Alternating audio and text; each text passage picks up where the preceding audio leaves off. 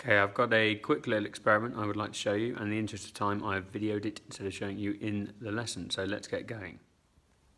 So we're going to be looking at how the temperature of a wire affects its resistance, and that's going to be really important as we start to look at components that are ohmic or non-ohmic and why they might not have constant resistance. So here's my nice little circuit, nice and simple. I have a wire here that is connected to a battery, and then in the circuit I have an ammeter to measure the current in the wire and a voltmeter which is in parallel across the wire to measure the voltage across it. I'm going to show you quickly that on the circuit diagram, which should make it nice and clear. So there was our voltage source or our battery, the resistance wire, an ammeter to measure the current in the circuit, so that I know how fast the charges are moving around the circuit, and a voltmeter so that I know how much energy the charges are losing as they pass through the wire. So I connected it in parallel from both ends, from the start and the end of the wire, so I can see what the potential difference across the wire is, or how much energy each charge is losing as they pass through the wire. Okay, so I want to find out how temperature affects the resistance of a wire. So at first, when the wire is cold, I'm going to measure the voltage across the wire and the current in it, and you will calculate the resistance. And then I'm going to heat it up using a Bunsen burner, and we're going to take the same measurements again.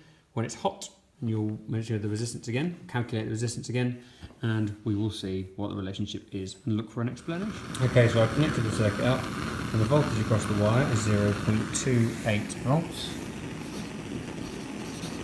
And the current in the wire is 1.26 amps. So, can you please calculate the resistance of this cold wire, and then I will get to heating it up and see how the current changes.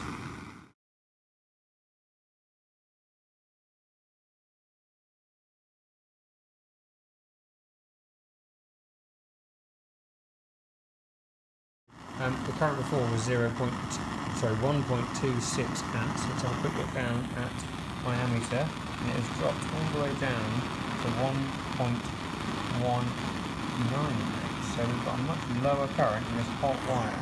So when the wire is hot, think about what is actually changing on the atom level within that wire.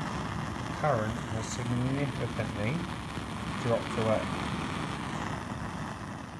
Okay, so for all the all-important numbers, which will allow us to calculate the resistance and see the difference, I continued to heat it, a little bit safer when I wasn't holding a camera, and the current dropped all the way down to 1.10 amps, but the voltage stayed pretty constant at 0.28 volts. So the current has dropped away significantly, the voltage across the wire stayed the same, so the rate at which the charges were moving through the wire has really dropped away there. But we need to back that up with some numbers. We need to calculate the resistance of both wires.